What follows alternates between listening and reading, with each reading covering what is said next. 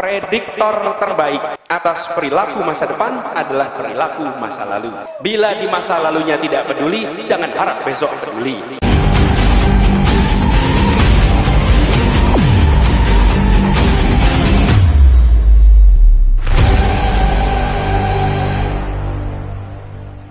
Assalamualaikum warahmatullahi wabarakatuh. Halo teman-teman semua, semoga kita dalam lindungan Allah Subhanahu wa Ta'ala. Kami ucapkan selamat datang kembali di saluran kami Esensi Politika Aid. Hari ini kita tidak sekedar menyaksikan sebuah peringatan, kita diajak merenung juga dalam momentum Hari Buruh Internasional. Di sini Anies Baswedan menyampaikan sesuatu yang lebih dalam sekedar pidato, sebuah pengingat tentang makna bernegara.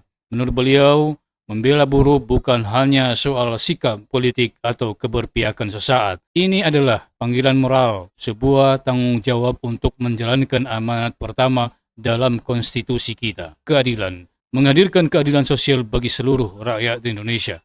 Sebuah kalimat yang sering kita dengar teman-teman, tapi jarang kita hayati sepenuhnya. Beliau juga mengingatkan kita pada suatu hal penting, bahwa masa depan tidak dibangun dari kata-kata, tetapi dari rekam jejak. Apa yang sudah dikerjakan, itulah cerminan nyata dari apa yang akan datang. Bukan sekedar janji, bukan sekedar retorika teman-teman. Lalu, bagaimana nilai keadilan dan kesetaraan itu benar-benar diwujudkan? Bagaimana prinsip itu diuji ketika situasi sulit datang, seperti saat pandemi melanda, ketika keputusan tentang upah minimum menjadi sangat krusial bagi jutaan pekerja? Di sanalah integritas diuji. Di sanalah keberpihakan terlihat nyata, bukan dalam kata, tetapi dalam tindakan. Mari kita bersama Anies Baswedan dalam Hari Buruh Internasional. Sebuah refleksi yang bukan hanya tentang buruh teman-teman, tapi tentang kita semua, tentang peran kita sebagai bagian dari bangsa ini. Mari kita simak pidato beliau. Dan jangan lupa subscribe, like, dan share. Ini bukan soal membela buruh, ini soal menegakkan perintah pertama konstitusi. Bahwa kita semua mendirikan republik ini untuk sebuah kalimat, menengok ke depan. Bapak Ibu sekalian, kalau kita mau melakukan pemilihan, mau menengok apa yang akan terjadi besok, tidak bisa kita melihat janji hari ini, tapi tengoklah apa yang sudah dikerjakan di masa lalu. Ya, prediktor terbaik atas perilaku masa depan adalah perilaku masa lalu. Bila di masa lalunya tidak peduli, jangan harap besok peduli. Bila di masa lalunya memperjuangkan, insya Allah besok akan memperjuangkan. Ini adalah pola, karena itulah kenapa kita bicara tentang rekam jejak, bicara tentang apa yang digunakan ketika menjalankan amanat di masa lalu sebagai prediktor apa yang akan dikerjakan di masa depan. Dan terkait dengan urusan ini, kita semua menyaksikan bahwa yang dibutuhkan untuk Indonesia maju, Indonesia bisa sejahtera, Indonesia bisa merasakan sebuah perasaan keadilan, adalah keputusan-keputusan yang mendasarkan kepada prinsip kesetaraan, prinsip keadilan. Itu yang dibutuhkan, karena itu yang membuat kita bisa maju. Nah, seringkali kita menghadapi tantangan. Kenapa tantangan? Ada sebagian yang sudah maju berkembang, ketika sudah maju berkembang tidak mau memikirkan yang belum maju, sudah mikirin diri sendiri. Tapi kita juga rasanya sering begitu. Ini observasi nih Pak. Saya kalau hadir di sebuah acara, seringkali habis acara selesai terus kita foto-foto, betul ya? Foto-foto nih, Pak Anies kita foto, Pak Anies foto-foto, rebutan foto-foto. Rame betul kalau rebutan foto-foto itu. Dan pada saat rame rebutan foto-foto itu, kemudian tidak lama ada yang bilang, udah, Pak Anies capek. Saya perhatikan siapa yang bilang, yang sudah selesai selfie. Iya.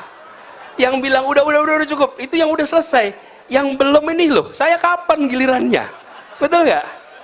Bapak Ibu sekalian, di Republik ini banyak yang sudah sejahtera. Jangan lupakan mereka yang sedang berjuang untuk menuju sejahtera. Jangan karena sudah sejahtera, udah ya. Dulu nggak apa-apa diatur adil, sekarang udah ya, saya sudah makmur nih. Okay? Sekarang kita tidak bicara keadilan lagi, jangan.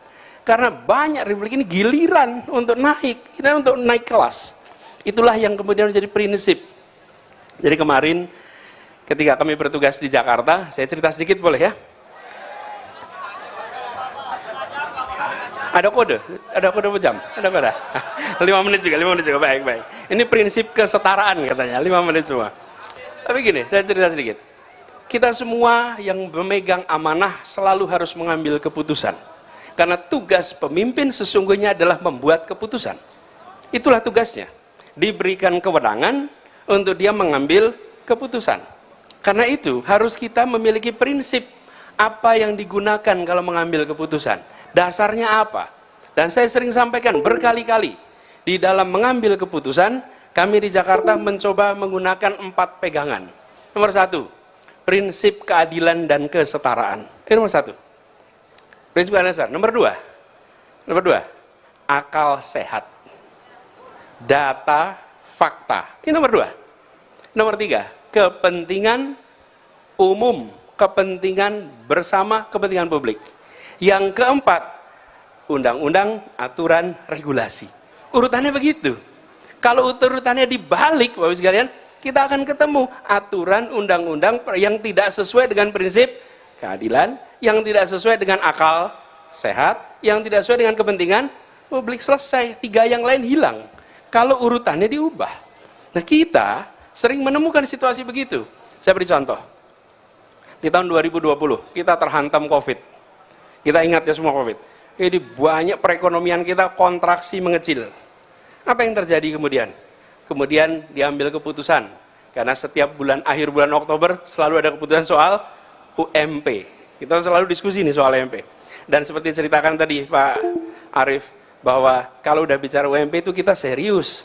Kita bukan bicara di depan publik saja. Kita bicara percakapan serius dengan teman-teman, tokoh buruh, dan juga dengan pengusaha. Dan kami sampaikan, kita ingin cari jalan keluar yang adil, yang fair. Bicara dengan semuanya. Ini teman-teman semua jadi saksinya lah, apa proses perjalanan. Dan pada saat itu, dikatakan bahwa UMP-nya tidak naik. Kenapa? Karena perekonomian mengalami kontraksi. Saya katakan, iya benar, perekonomian kontraksi. Tapi tidak semua sektor mengalami kontraksi. Kalau dibuat grafik, ada yang turun, ada yang naik. Perusahaan yang membuat masker, naik sekali. Perusahaan di sektor kesehatan naik semua. Kenapa di sektor yang naik, buruhnya tidak boleh mengalami peningkatan upah? Harus mereka mendapatkan kesempatan. Karena apa? Lawang pemilik perusahaan yang mengalami lonjakan keuntungan, lah kok yang bekerja tidak boleh merasakan bagian dari kerjanya untuk mendapatkan porsinya? Betul tidak? Jakarta menjadi satu-satunya provinsi yang membuat kebijakan UMP asimetrik.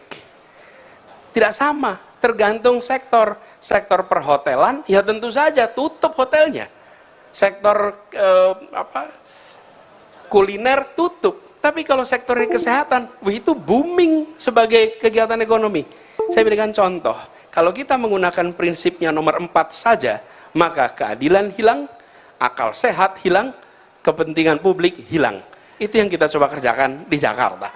Dan itu juga yang nanti akan jadi pegangan ketika bicara ke depan. Kalau yang peristiwa tahun 2021, UMP kita yang berbeda dengan kebijakan nasional, semuanya sudah tahu itu. Saya tidak perlu ceritakan. Tapi kita ingin mengambil posisi yang jelas, sikapnya begitu. Dan saya cerita sedikit nih, di akhir tahun 2021 kami undang para pengusaha-pengusaha di Jakarta. Cara mengundangnya bagaimana? Kami undang 50 pembayar pajak terbesar di Jakarta. Jadi yang diundang bukan asosiasinya, tapi 50 pembayar pajak terbesar. Kan udah jelas nih, paling gede nih. Dan semua datang dengan pertanyaan kebijakan gubernur soal UMP. Jadi di dalam ruangan makan malam, saya sampaikan kepada semua Bapak Ibu sekalian, kita berada di Balai Agung, Balai Kota DKI Jakarta. Lokasi kita hanya 1 kilometer kurang lebih dari gedung Pancasila, di mana gedung itu lokasi para pendiri Republik berkumpul, bermusyawarah. Saya ingin ingatkan pada semua, yang berkumpul di ruangan itu pada saat Republik ini didirikan adalah orang-orang yang secara sosial ekonomi makmur, secara keterdidikan amat terdidik. Di saat 95% penduduk kita buta huruf. Mereka cendekiawan, mereka berasal dari kalangan yang secara sosial ekonomi tinggi. Tapi apa yang mereka susun? Mereka menyusun sebuah republik baru yang mengandalkan pada prinsip keadilan.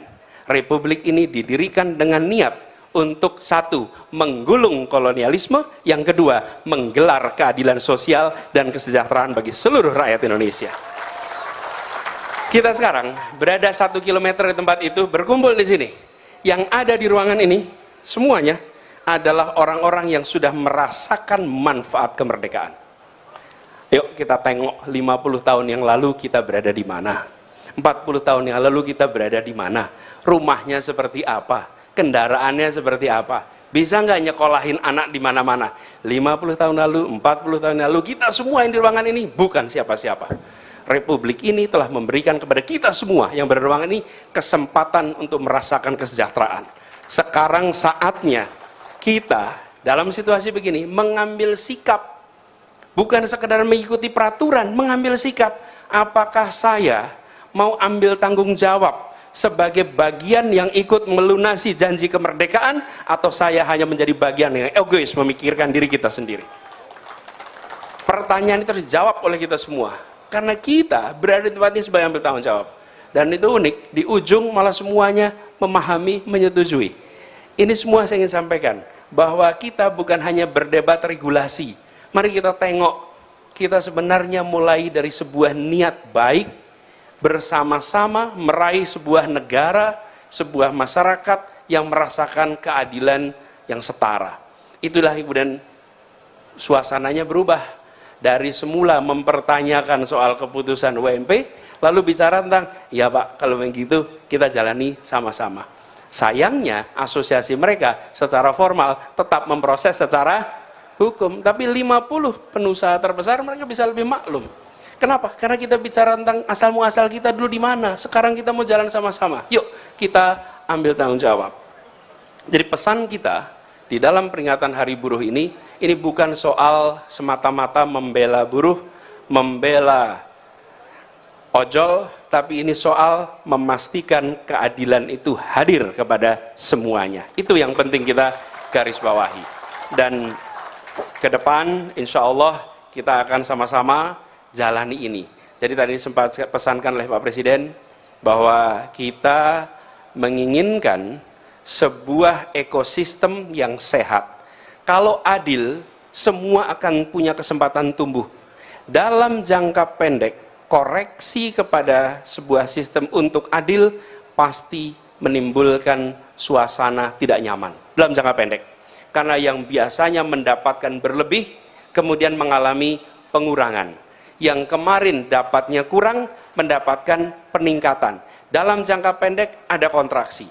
Tapi dalam jangka panjang, kita akan merasakan Indonesia yang stabil, Indonesia yang aman, Indonesia yang sejahtera. Kenapa? Karena ada rasa keadilan. Rasa keadilan itulah yang membuat kita semua akan tumbuh. Dan ini sudah dilakukan di banyak negara. Jadi kami yakin insya Allah dengan prinsip-prinsip yang kita pegang selama ini kita teruskan ke depan. Kalau diwujudkan dalam satu kalimat, bukan mengecilkan yang besar, tapi membesarkan yang kecil. Yang besar biar tambah besar, tapi yang kecil jangan terus-menerus kecil. Yang kecil ekonominya, rumah tangganya harus mengalami peningkatan. Jadi izinkan saya dalam kesempatan ini mengajak kepada semua, mari kita konsisten. Kalau kita ingin memperjuangkan keadilan, maka pilihlah mereka yang memiliki rekam jejak untuk menunjukkan keadilan.